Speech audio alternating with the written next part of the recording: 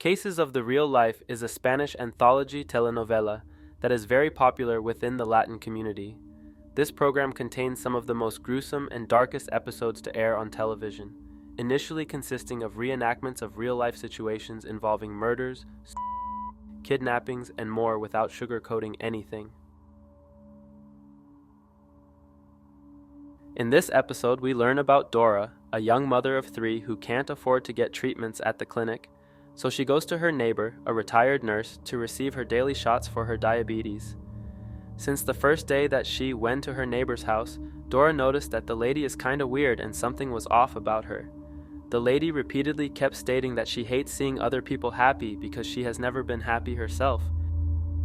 When Dora gets home, she tells her husband about the weird encounter she had with the neighbor and states that after tomorrow she will stay away from her and find another nurse. The next day, as Dora shows up for her shot, we notice that the neighbor switches her medication with this strange liquid. After receiving her shot, Dora begins to feel drowsy and faints. As Dora is unconscious, the lady then quickly begins to butcher her. Later, as her husband and 2 kids go looking for her, the neighbor invites them in for dinner, stating that she just bought some fresh meat to make beef stew. Fearing the worst, the husband reports her to the police, and as her house gets raided, Dora is discovered inside a black trash bag, ending the episode. In the episode Impact, we're introduced to Alejandro, a young boy who lives in a toxic household, where his parents constantly fight and argue. Clearly bothered about the situation, he decides to leave early for school, but on his way there, he is ambushed by a group of older boys and gets robbed for his new shoes. As he sits there in disbelief, this guy who knows him from the neighborhood shows up and asks if he's okay. Alejandro tells him that he is tired of getting picked on, but that he is afraid to stand up for himself.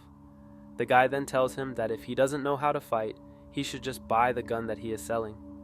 Alejandro agrees and tells the guy to meet him at that same spot tomorrow in the morning. The next day they both meet up and Alejandro buys the gun and takes it to school. Being excited and curious about his new toy, Alejandro takes the gun out during class and accidentally pulls the trigger, killing a classmate that was sitting in front of him.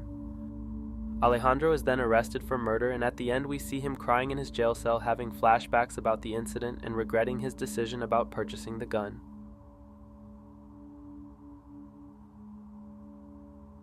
In this next episode, we learn about a young boy named Gustavo who doesn't get much attention from his parents due to them always working, so he spends most of his time on his computer.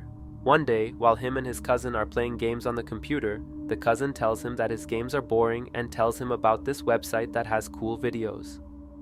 The cousin then begins to search up these inappropriate videos to show Gustavo. After watching these videos, Gustavo gets hooked and instantly becomes addicted. He stays up all night watching them and begins to not care about hiding it, as he's caught multiple times watching them by his sister.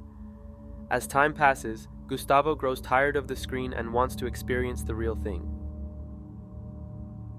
One night, he sneaks into his sister's room and begins to do things that I can't speak about on YouTube. Fortunately, his mother wakes up and was able to stop him. At the end, Gustavo gets grounded and gets his computer taken away forever.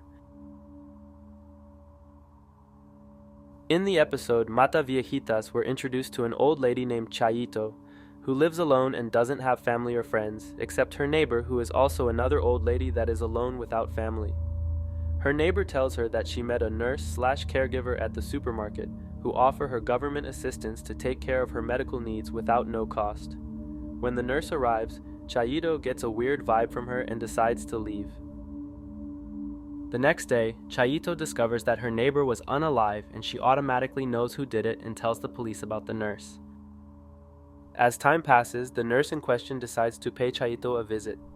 Being scared but wanting answers, Chaito lets her in and tells her why she is doing this, but she is suddenly attacked by the nurse and left unconscious. Fortunately, Chaito survives the attack. The bad news is that the Mata Viejitas was never identified or caught till this day. In this final episode titled My Quinceañera, we learn about Susana, a young girl who has an abusive father that beats her and her mother over any little thing. This makes Susana feel unloved to the point where she doesn't see the point of living anymore. As the episode progresses, we learn that she is soon turning 15th and would love to have her own quinceañera party.